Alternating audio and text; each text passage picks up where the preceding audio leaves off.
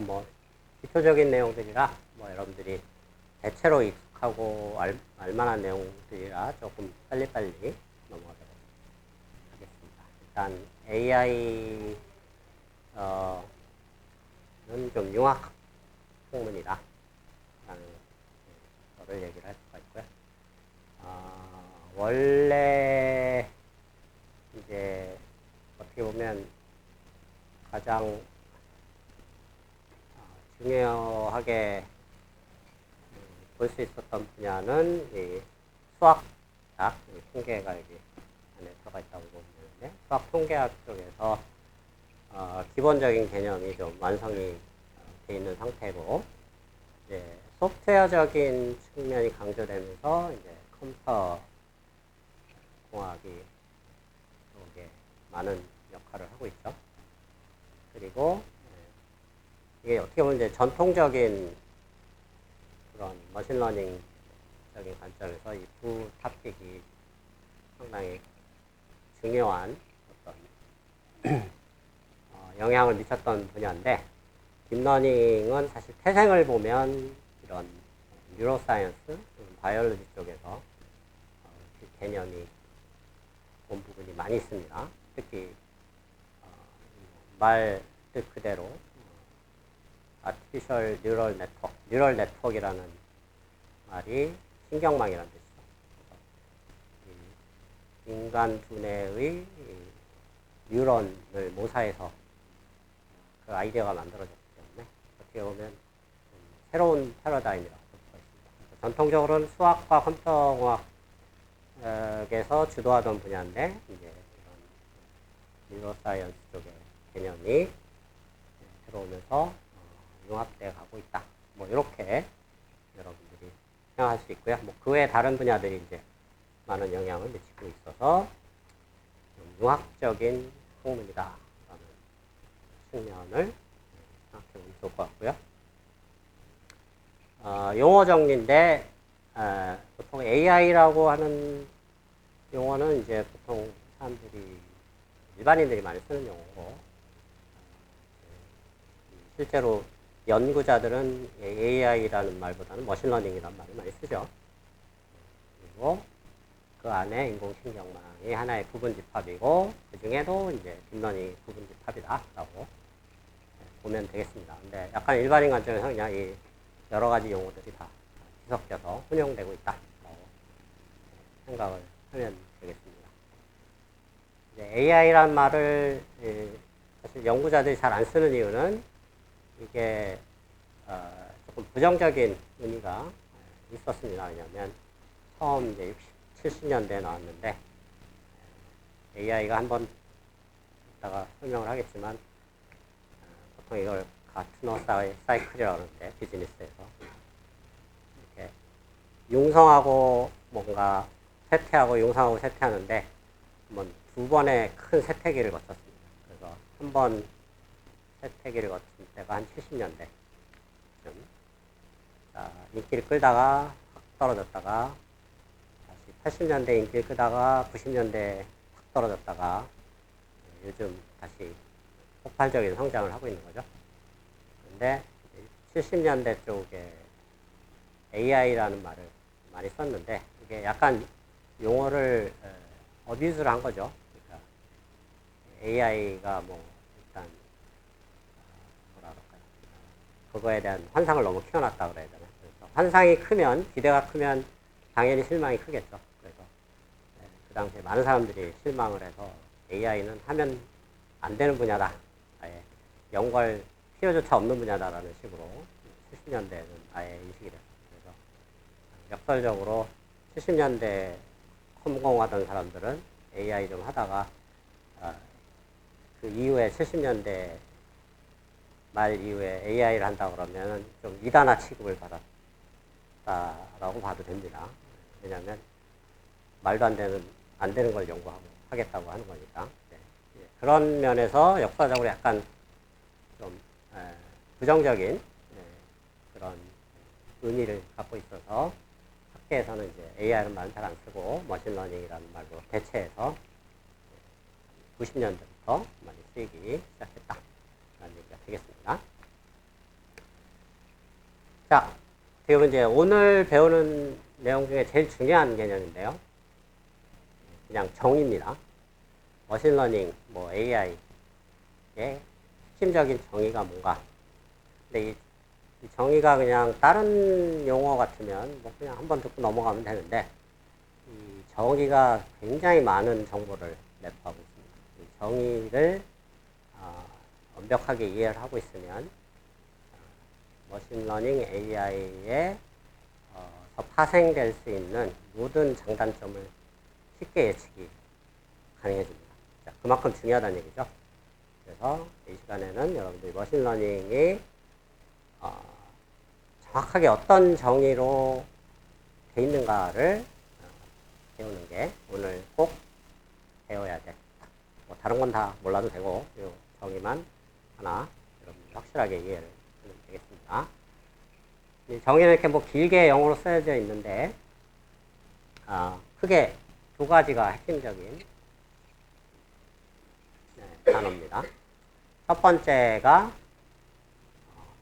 데이터로부터 학습을 한다. 요 세 번째 줄이죠. 그래서 머신러닝의 첫 번째 정의는 데이터로부터 학습을 한다라는 게 첫 번째 파트가 되겠고요. 그 다음에 이제 두 번째 파트가 있습니다.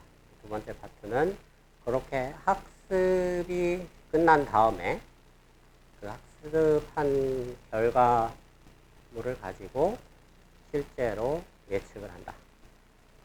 라는, 그냥 당연한 거 아니냐 이렇게 생각할 수 있는데, 이게 굉장히 중요한 뜻입니다. 어떻게 여러분들이 이걸 해석해야 되냐면, 러닝을 한다라는 건 또 다른 말로 트레이닝을 한다 그러죠. 이쪽 분야에서. 러닝, 트레이닝 다 같은 말입니다. 그리고 그래서 프리딕션이라고 그랬는데, 요거는 이제 이 머신러닝 분야에서는 보통 인퍼런스라고 많이 부릅니다. 그래서 인퍼런스를 하는 파트하고 그 다음에 트레이닝 하는 파트가 거의 100이면 100, 아니 100이면 99 완벽하게 분리가 되어 있다라는 게 키포인트입니다. 어떻게 보면 정의에 정확하게 그 표현은 안 들어가 있지만 정의 자체에 어쨌든 이 두 가지가 강조가 되어 있죠.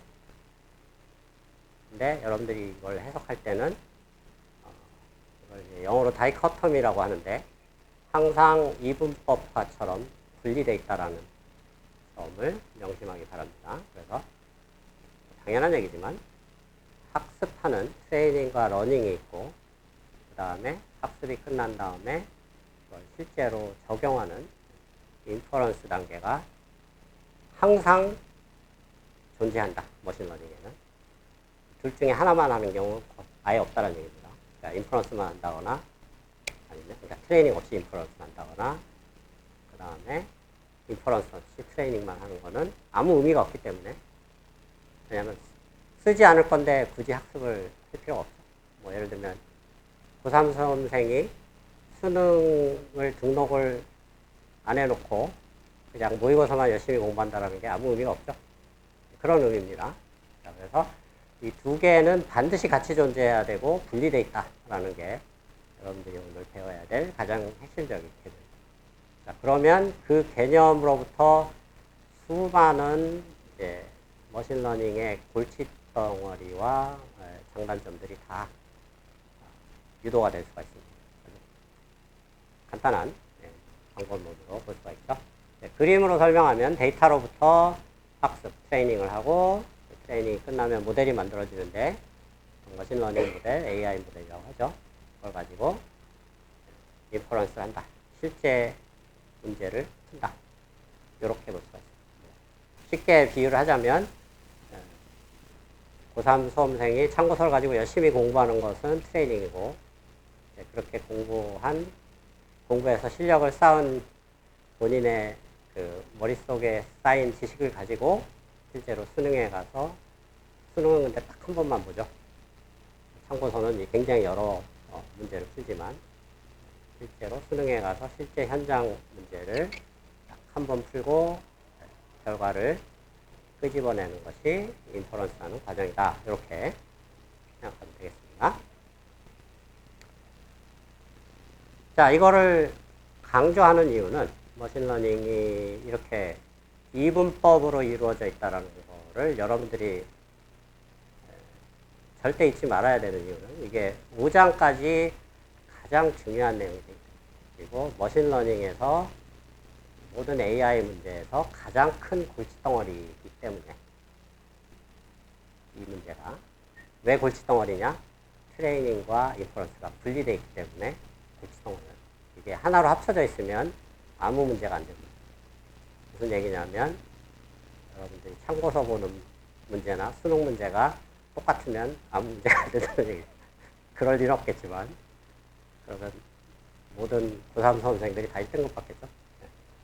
그럴 리는 없겠지만 문제는 참고서 문제하고 수능 문제가 다르다는데 문제가 있다. 그래서 이 부분이 우리가 5장에서 다루는 핵심적인 문제 그리고 모든 AI 문제의 펀더멘탈한 프로블럼. 아직도 풀려있는 문제가 아닙니다. 오픈 프로블럼입니다. 그만큼 중요하다는 얘기죠. 그래서 이 정의가 중요할 수밖에 없다는 얘기를 다시 한번 강조를 합니다.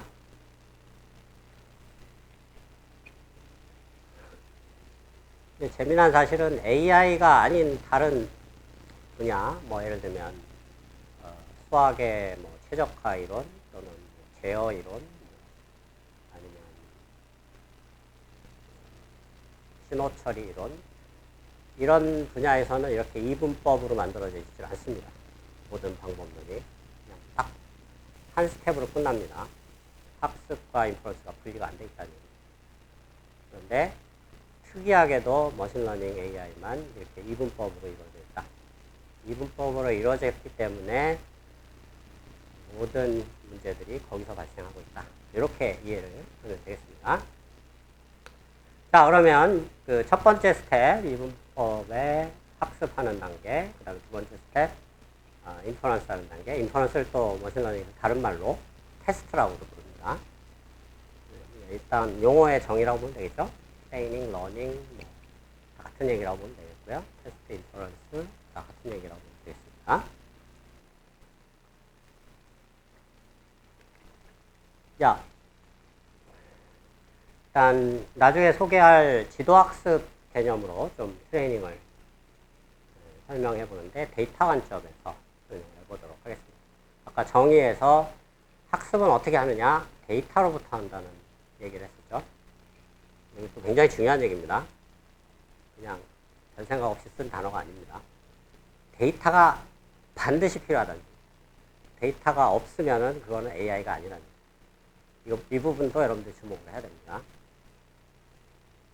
데이터가 없이 뭔가 AI를 만들었다? 그거는 그냥 정통적인 최적화 방법론이지 그냥 어떤 전통적인 룰 베이스의 알고리즘이지 아니면 사람 머리로 생각한 알고리즘이지 AI나 머신러닝이 아니다라는 얘기죠. 즉 데이터가 반드시 들어가야 된다는 얘기죠. 그래서 그 필요한 데이터가 예를 들면 영상에서 나중에 소개할 클래스라는 토픽이 있죠. 뭐냐면 어떤 영상에 있는 물체가 어떤 물체냐를 알아맞혀주는 뭐 1000가지 물체가 있다라고 가정했을 때 1000가지 물체 중에 요 사진은 뭐 꽃이냐 요 사진은 뭐 토마토냐 감자냐 뭐 이런 걸 맞춰주는 즉 분류해주는 그런 타스크를 클래시피케이션이라고 하죠. 클래시피케이션을 하는 데이터 또는 데이터셋은 이렇게 지도학습인 경우는 이렇게 주어져 있다는 얘기죠. 하나의 이미지가 주어지면 그거에 항상 지도학습은 정답이 같이 따라옵니다. 쌍으로 플라워라고 쌍으로 따라오고 그 다음에 또 다른 사진 플라워라고 또 따라오고 사실은 이 플라워가 이렇게 3번 반복이 돼야 됩니다. 사실은 편의상 이렇게 그려 놓은 거고 뭐 사진도 코끼리 사진 여러 개가 있죠. 그거를 각각 이렇게 해서 보통 이제 이런 종류의 데이터셋 중에 가장 유명한 게 이미지넷이라는 건데 1000가지 정도의 물체가 있고 각 물체별로 이그샘플이 많으면 많을수록 좋으니까 1000개 다른 사진들을 쭉 만들어 놨다라고 보면 되겠습니다. 그러니까 이 사진을 행렬로 본다 그러면 한 1000 바이 1000 행렬이니까 이미지의 개수가 1000 곱하기 1000, 100만 장 정도 되는 거죠. 사실 그거보다 훨씬 많지만. 그래서 한 100만 장 정도의 데이터가 필요하다. 사실은 좀 요즘 학습 때는 그런 생성형 AI에 쓰이는 그런 데이터들은 사실은 수천만 장, 수억 장 됩니다. 이거보다 훨씬 많습니다. 여기서 강조하고 싶은 거는 데이터의 양이 상당히 많다. 많은 정도가 아니고 사실은 어마어마하게 많다. 이거를 강조하는 이유는 두 번 언급해서 데이터 양이 많다는 얘기는 데이터의 샘플의 개수에서 비례해서 어차피 이거는 컴퓨터로 처리를 해야 되죠. 저런 데이터들을. 자, 데이터의 양이 많아진다는 얘기는 그거에 비례해서 연산량이 늘어난다는 얘기입니다. 100만 장의 사진이 있으면 여기서 연산해야 될 연산량이 100만 배가 된다는 얘기입니다. 1억 장이 있으면 1억 배가 된다는 얘기고. 자, 그래서 여기서 첫 번째 바로 얻어질 수 있는 결론. 사실은 굉장히 중요한 결론입니다. 바로 얻어질 수 있는 결론은 뭐냐? 트레이닝은 매우 비싸다. very expensive하다. 어떤 면에서? 컴퓨테이셔널 코스트 입장에서.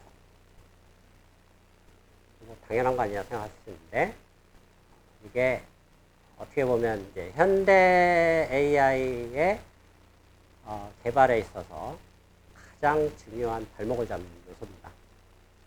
예를 들면 여러분들 이제 많이 쓰고 있는 챗GPT 같은 경우, 챗GPT 안 쓰는 사람이 없어. 챗GPT 써봤거나 써본 사람, 안 쓴 사람 없을 것 같습니다. 그렇죠? 혹시 안 쓴 사람 있나요? 난 챗GPT 싫어해서 재미나 있습니다. 이런 사람인데. 어쨌든 챗GPT만 예를 들더라도 이런 데이터를, 물론 텍스트 데이터긴 하지만 어쨌든 나중에 한번 요약된 테이블을 보여드리도록 하겠습니다. 토큰 수, 뭐 대략 단어수에 비례한다고 보면 한 수십억 개의 토큰을 가지고 학습을 한다는 얘기죠. 그 말은 연산량이 수십억 배가 늘어난다는 얘기고, 실제로 뭐 A100이라는 아주 비싼 서버, 뭐 H100급이라고 하죠. 한 대 한 3억 정도 합니다. 그걸 한 200대를 돌려서 200대니까 한 600억 되죠. 그걸 가지고 한 2개월은 돌려야 되는 학습을. 그러면 그 서버 비용하고 그 다음에 전기값, 냉각비, 그 다음에 인건비 생각하면 챗GPT 학습시키는데 거의 한 예상컨대 한 2천억에서 3천억 들어갔다고 볼 수 있습니다. 그래서 이 트레이닝이 매우 비싸다라는 이 얘기를 그냥 농담 삼아 하는 얘기가 아니라는 얘기입니다.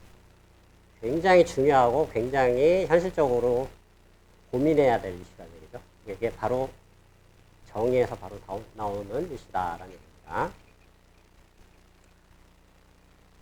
자, 반면에 이걸 계속 설명하기 전에 한번 트레이닝 말고 테스트나 인퍼런스 단계를 볼까요?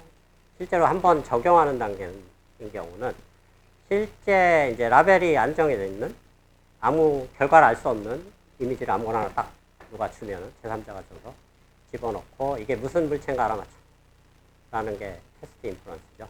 그렇죠?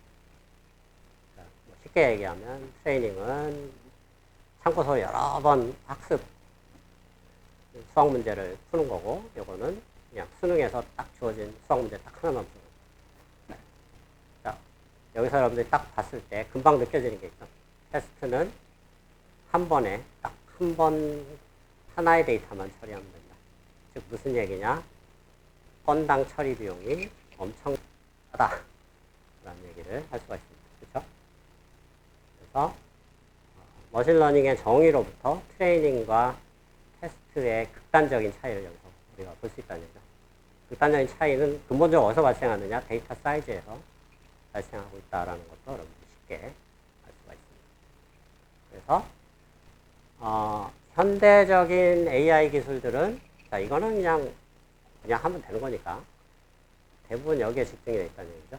여기에 비용을 어떻게 낮춰서 학습을 시킬 건가라는 게 어떻게 보면 여러분들이 이제 이번 학기 한 학기 동안 배워야 될 중요한 내용이 된다라는 얘기입니다. 자 여기까지 질문 있나요? 뭐 아무 질문이나 괜찮습니다. 공부하는 학생들 없나요? 자, 클래시피케이션은 방금 설명했죠. 뭐 분류하는 거. 이런 이미지가 들어오면 F는 딥러닝 또는 AI 모델을 말합니다. 함수. 결과를 함수 값으로 애플로 뱉어내고 토마토로 뱉어내고 카우로 뱉어내고 이런 거죠. 자, 리그레션은 클래시피케이션은 어떻게 보면 정답이 디스크리트합니다. 물체 이름이니까 개별적이죠. 근데 정답이 컨티뉴어스한 리얼 넘버일 수도 있죠. 뭐 예를 들면 뭐 어떤 중고차의 시세 또는 어떤 부동산의 가격 이런 것들은 실시간으로 계속 미세하게 변할 수가 있는 거죠. 디스크리트하지가 않다는 얘기입니다. 뭐 예를 들면 1000만원 단위로 끊어져 있거나 그렇지 않고 1000만원 미만의 100만원 단위, 심지어 10만원 단위로 끊어져 있을 수 있다는 얘기입니다. 그래서 예를 들면 평수, 방해 개수가 입력 데이터가 되고 이게 X죠. X가 그러니까 꼭 스칼라일 필요가 없다는 얘기입니다. 벡터가 투디멘전한 벡터가 들어가면 아웃풋이 스칼라로 튀어나오는 AI를 학습할 수 있다. 자, 이런 종류의 아웃풋이 컨티뉴어스한 리얼 넘버가 되는 예측값을 뱉어내야 되는 이런 타스크를 보통 리그레션이라고 한다. 네, 리그레션이라는 용어는 아까 소개 융합 분야라고 얘기했던 분야에서 사실 통계학에서 원래 이런 용어들이 있었습니다. 그래서 되게 이상한 용어처럼 들릴 수 있지만 통계학 쪽에서 그냥 역사적으로 그렇게 써왔기 때문에 저는 개인적으로 리그레션 말은 별로 좋아하는 단어가 아닌데 그냥 사람들이 이렇게 써왔기 때문에 리그레션이라는 말을 쓴다라고 보면 되겠습니다. 오히려 엔지니어링적으로 또는 수학적으로 보면 리그레션이라는 표현보다는 오히려 커브 피팅이라는 말을 표현하는 게 더 사실은 적절합니다. 무슨 얘기냐면 이런 데이터를 예를 들면 요건 무시하고 요것만 첫 번째 데이터만 X로 본다 그러면 X축 그 다음에 마지막 결과값 Y축해서 각 데이터들 한 줄씩을 한 요 점으로 찍어 놓을 수가 있죠. 이런 걸 스캐터 플롯이라고 하죠. 쫙 찍어 보면 이런 모양이 됩니다. 그러면 리그레션이 하는 짓은 뭐냐? 이렇게 점으로 찍혀져 있는 데이터를 하나의 직선이나 커브로 이렇게 커브 피팅을 해주는 그런 모델을 말한다. 근데 커브 피팅을 아무렇게나 하면 안 되죠. 이거를 제일 근사할 수 있는 커브 피팅을 해야 된다. 커브를 이루면 이거 잘못된 학습이죠. 이렇게 만들어도 잘못된 학습이고 이 데이터들을 적당히 중간을 지나가는 그런 커브를 만들어내는 것. 사실은 이게 좀 더 엄밀한 공학적인 또는 수학적인 정의입니다. 근데 리그레션이라는 말은 사실 통계학에서 온 조금 약간 이상한 용어라고 봐도 되겠습니다.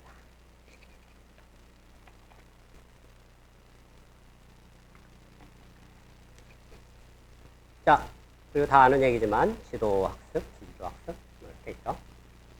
지도학습은 방금 설명한 것처럼 데이터셋을 만들 때 정답을 반드시 페어, 쌍으로 만들어서 데이터셋을 구성하는 학습 방법론, 이게 지도학습이 되겠고요. 슈퍼바이즈 러닝이죠. 근데 데이터셋을 만들어 놓고 정답을 주지 않고 그냥 학습을 시키는 방법론, 요게 비지도 학습, 언슈퍼바이즈 러닝이 되겠습니다. 네, 여기서 이제 하나 언급해야 될 것은 지도 학습의 이제 데이터셋을 페어로 정답을 만들어야 되는데 그 정답은 과연 누가 만들어야 될까요? 여기 학생. 네? 사람이 만들어야 되죠. 자, 사람이 만들면 그 사람이 공짜로 일할까요? 아니면 인건비 같을까요? 네, 정답을 말해줬는데 지도 학습은 예를 들면 한 1억 장의 데이터가 있다. 그러면 1억 장을 일일이 사진을 사람이 눈으로 보면서 그 일일이 라벨링 한다 그러죠. 레이블링을 해줘야 됩니다. 근데 이게 역설적으로 엄청난 노동 집약적인 일이죠. 그래서 AI의 첫 번째 역설, 오늘 첫 번째 역설을 배우는 것은 뭐냐? AI는 모든 게 자동일 것 같지만 엄청난 사람 손을 타야 된다라는 게 첫 번째 역설입니다. 많은 사람들이 일반인들이죠. 일반인들이 많이 착각을 하는 게 AI는 사람 손을 안 타고 완전히 뭔가 자동으로 하는 거를 생각하고 있는데 엄청난 착각이랍니다. 엄청나게 사람 손을 많이 타야 된다. 그리고 한 1억 장 정도를 라벨링을 하려면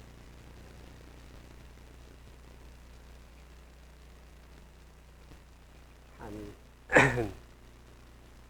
1000명의 알바생을 고용을 해서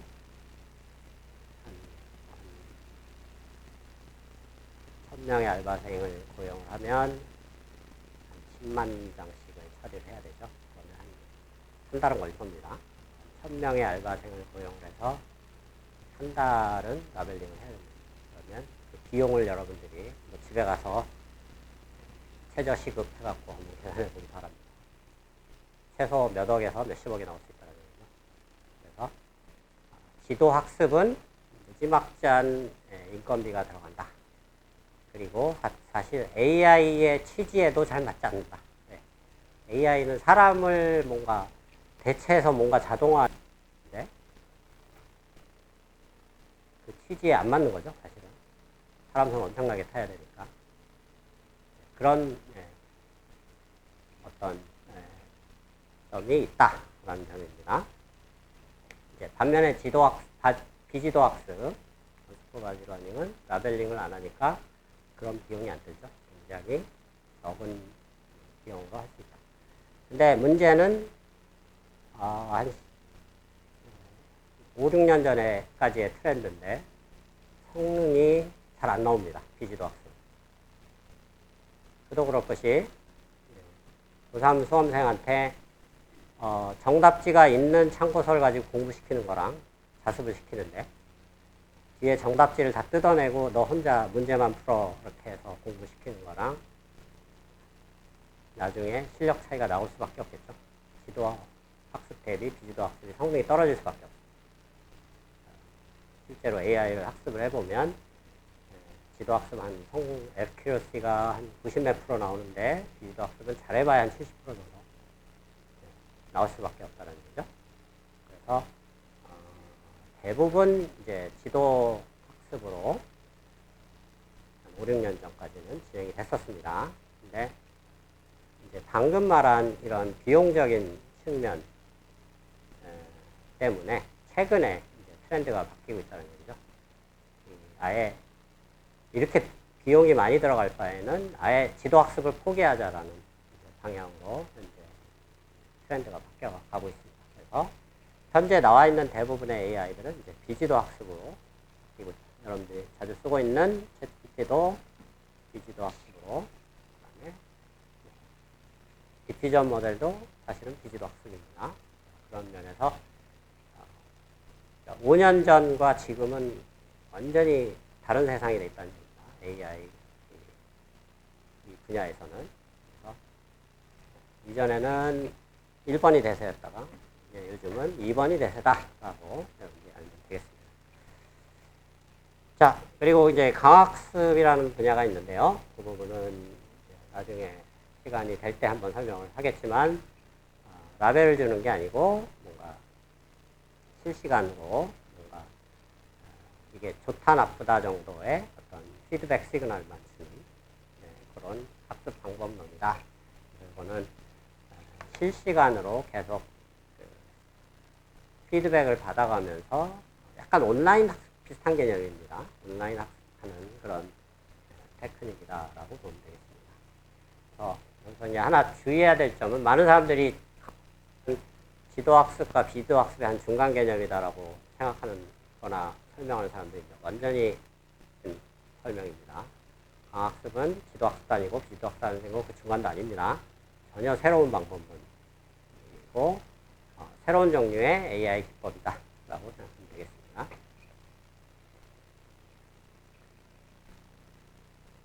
자,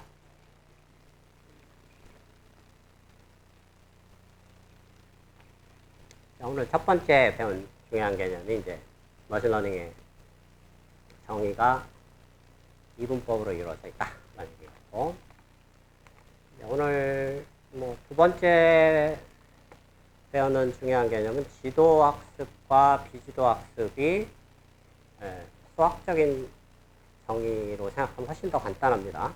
이해하기가. 여러분들 이해하기 어렵게 만들려고 일부러 수학을 쓰려고 하는 게 아니고 수학을 써야 더 쉽게 이해할 수가 있기 때문에. 자, 그래서 지도학습은 수학적으로 어떻게 정의를 내릴 수 있느냐. 간단하게 얘기하면 뭐 라벨이 있는 데이터셋 가지고 학습한 거라고 정의하면 끝난 거 아니야 이렇게 생각할 수 있는데, 그렇게 하면은 뭔가 그 개념을 가지고 뭔가 이렇게 응용할 수 있는 여지가 많지가 않다는 얘기죠.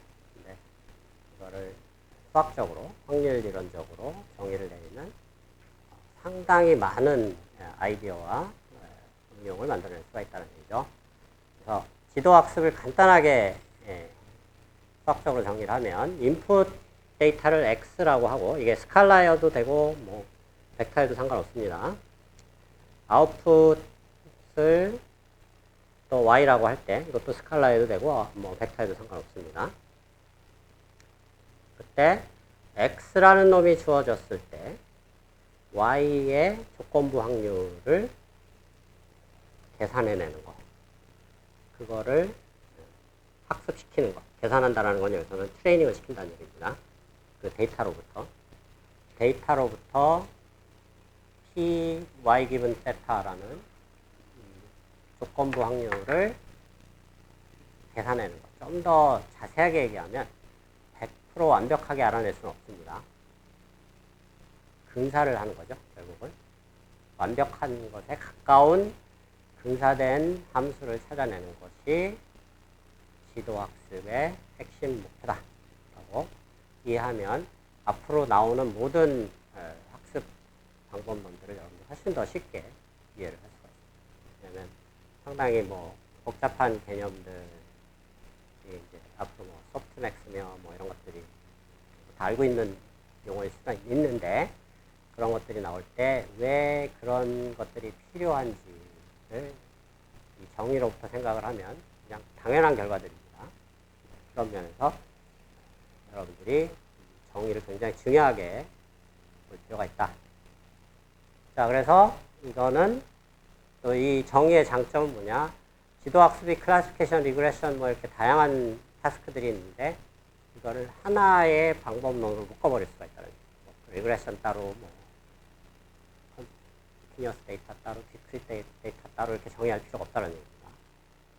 그냥 y가 디스크리트하면 클래시피케이션이 되는 거고 y가 컨티뉴어스 하면 리그레션이 된다. 이렇게 보면 되겠습니다. 자, 그래서 한 5년 전까지 얘기인데 5년 전까지 뭐 아주 성능이 좋았다. 근데 요즘은 바뀌었다. 뭐 얘기입니다. 자, 비지도 학습. 자, 우리가 지도 학습을 확률 또는 수학적으로 정의를 내렸죠. 비지도 학습도 마찬가지로 할 수가 있습니다. 여기서는 비지도 학습에서 정의는 Y라는 개념이 없죠. 왜냐하면 라벨링 또는 그라운드 트루스라고 부릅니다. 레이블, 그라운드 트루스, 타겟, 세 가지 용어가 다 똑같은 말입니다. 혼용되는 말이고요.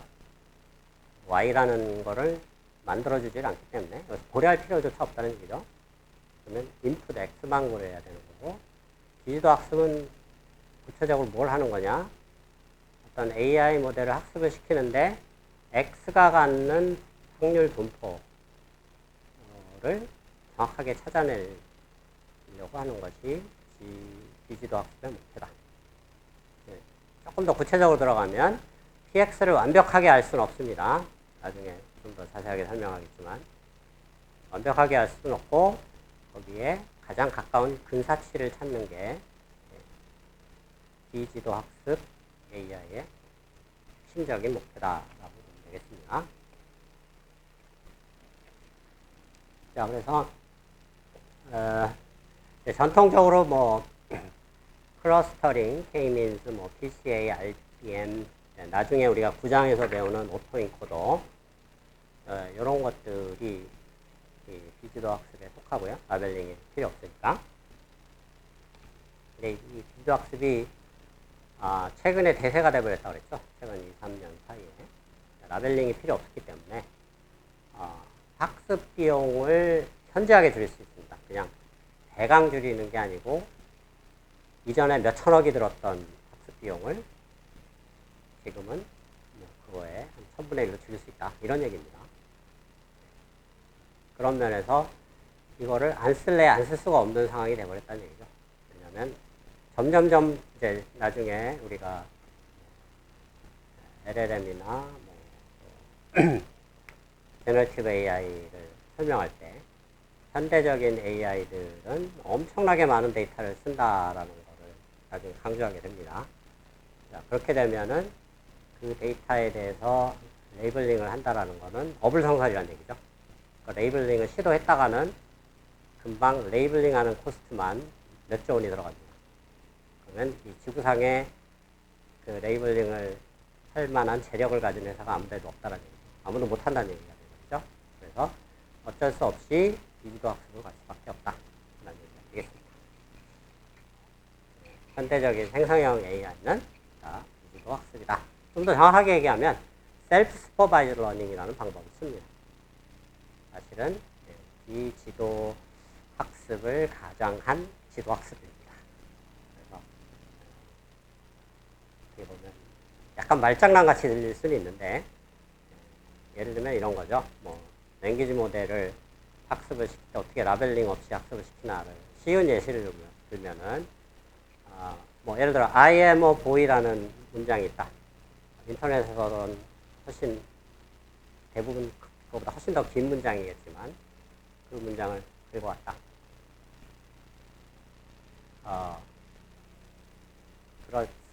그랬을 때 이걸 라벨링을 안 하고 학습시킬 수 있는 방법이 뭐가 있을까라고 생각을 해보면 아주 기발한 방법인데 사실은 챗GPT가 이렇게 학습을 한 겁니다. 그 중에 한 단어를 지워버립니다. I am a boy 중에 boy를 지워버리고 앞에 세 단어 I am a만 주고 boy를 알아맞혀라. 근데 여기서 boy라는 단어를 우리가 모르질 않고 있죠. 알고 있는데 모른 척 하는 거죠. 지워버린 거니까. 알고 있는데 살짝 지워버린 거니까 이게 라벨링을 할 필요도 없으면서 사실은 지도 학습을 하는 겁니다. 왜냐하면 살짝 지워버린 거는 모르는 척 하면서 사실은 그걸 라벨로 쓰는 거니까.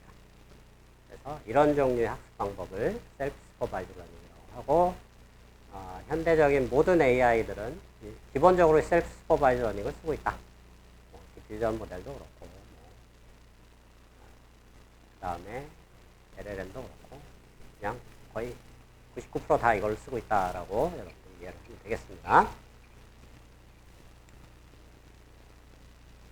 자, 강화학습은 뭐 아까도 얘기했지만 계속 시퀀셜하게 계속 어떤 피드백을 받아서 학습을 시키는 그런 방법들이고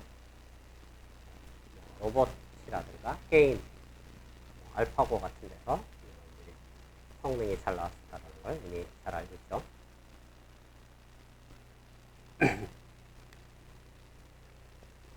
자, 뭐 약간 수학적인 얘기가 나온 김에 조금 더 얘기를 더 하면 좋을 것 같습니다.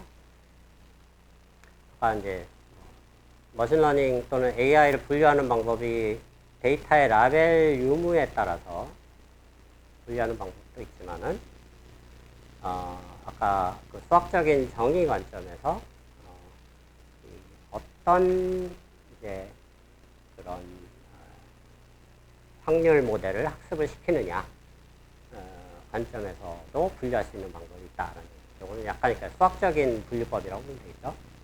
그래서 세 가지 종류의 어떤 머신러닝 모델들이 있다라는 얘기죠. 첫 번째가 제너러티브 모델. 자, 이게 사실은 요즘 많이 쓰고 있는 생성형 AI라는 단어가 사실 여기서 나온 겁니다.